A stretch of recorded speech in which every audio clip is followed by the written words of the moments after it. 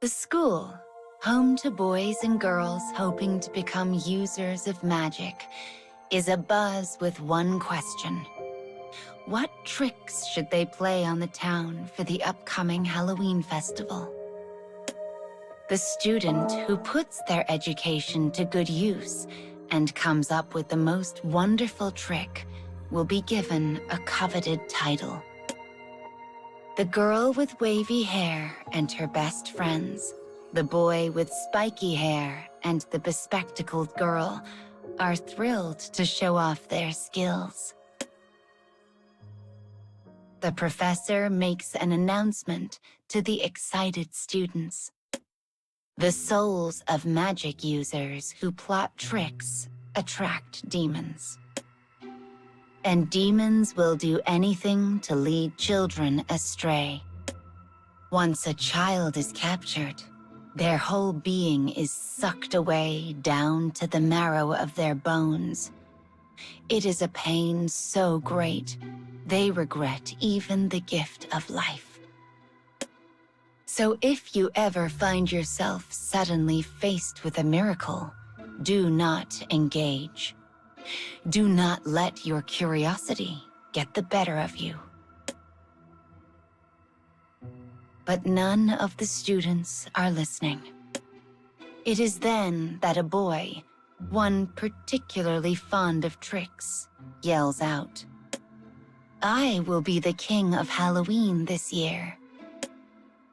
A fervor sweeps the school, and the girl with wavy hair swears she will not lose.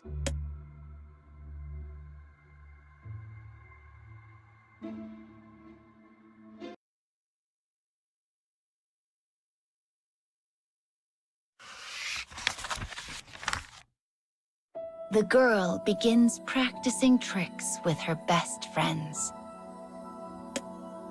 Another day flies by, and before they know it, the night is upon them.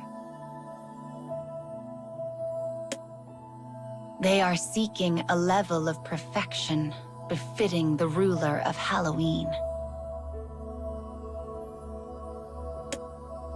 The girl leaves her room so she might cook dinner and give her whirling mind a break. As she walks, she spies something glinting at her feet.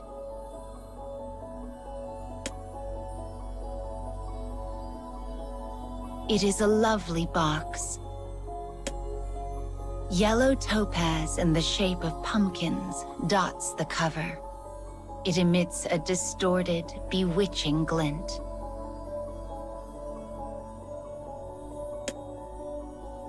Curious, she lifts the lid to find a small pumpkin pie sitting neatly inside.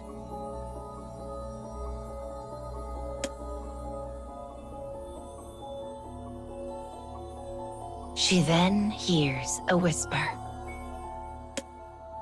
"I will teach you all the magics under the sun. All at the festival will be under your spell."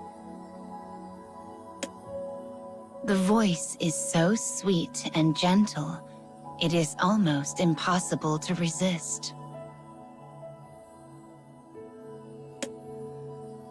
I must eat the pie. She opens her mouth wide. Suddenly, a scream rings out. It is her best friend, the bespectacled girl. The wavy-haired girl tosses both pie and box aside and ushers her best friend into her room.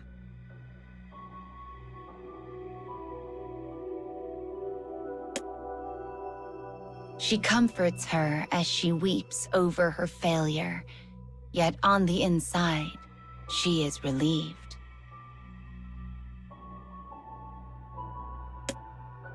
Soon, the girl with wavy hair returns to her practice in an attempt to shake off her fear.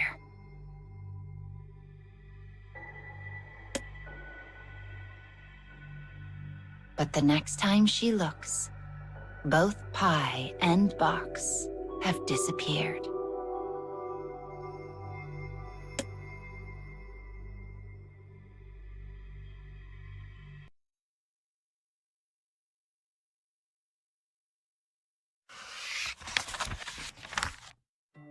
On the day of the festival, the girl and her friends continually shock the townsfolk. Tiny lamps in the shape of skulls and pumpkins erupt from a large box. Bursts of sound and light explode from their staves. A moment later, they transform into various sweets and pastries that rain down upon the onlookers.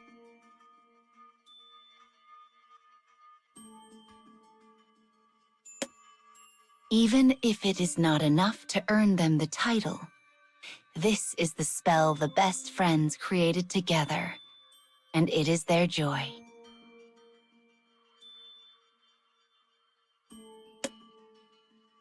Yet, for some reason, the box crosses the wavy-haired girl's mind, causing a chill to run down her spine.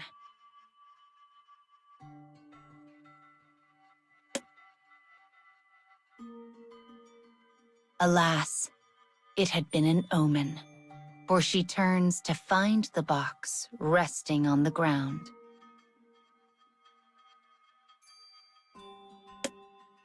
Before she can even think of why, a hand reaches out from beside her, the boy who swore to be the king of Halloween.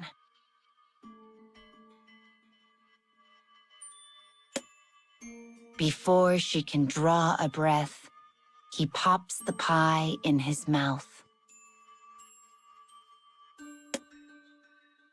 There is a strange light in his eyes, a distorted, bewitched glint.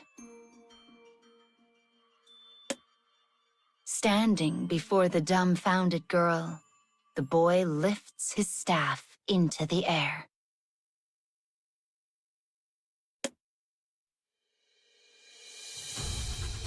Dozens of vines suddenly rise out of the ground throughout the town. They twist together like snakes before taking on the shape of a giant tree. Its branches and leaves shine majestically, reaching upward like a canopy.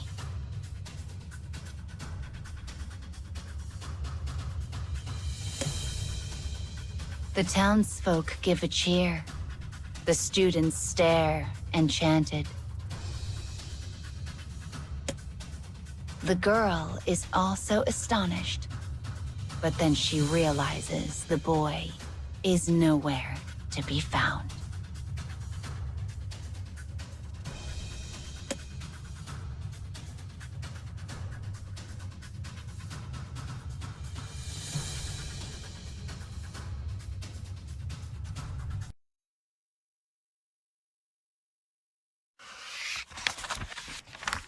The girl runs then. She rushes to her professor and reports everything she saw. She tells about the box that suddenly appeared before her, about the alluring voice she heard when she opened it. She managed to shake it off thanks to her friends, but the boy had not been able to resist its temptations. The great tree had not stopped growing. Its roots twisted and spiraled and burrowed throughout the town. When they finally find the boy in a back alley, he is already gone. The tree has swallowed him whole. His body is a husk, his weathered skin peeling off in flakes. Worse still, his eyes are wide, and his tongue lolls out of his mouth like some terrible prize.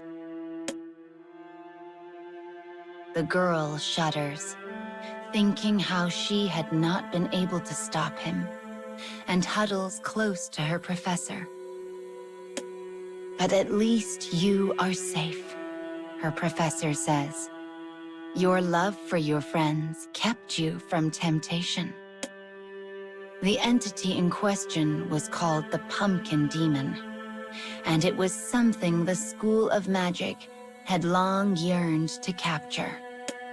But no matter what manner of guard they adopted, the demon had ever more clever methods to lure people in and claim their lives in the process. As the professor laments the boy's death, the great tree above glints in a bewitching manner, stealing people's hearts. The girl squints under its light, but her heart has already sunk into darkness. She was lucky to escape with her life, yet this state is but a temporary reprieve. For temptation lies ever around the bend, and it is known that demons always seek people's greatest desires.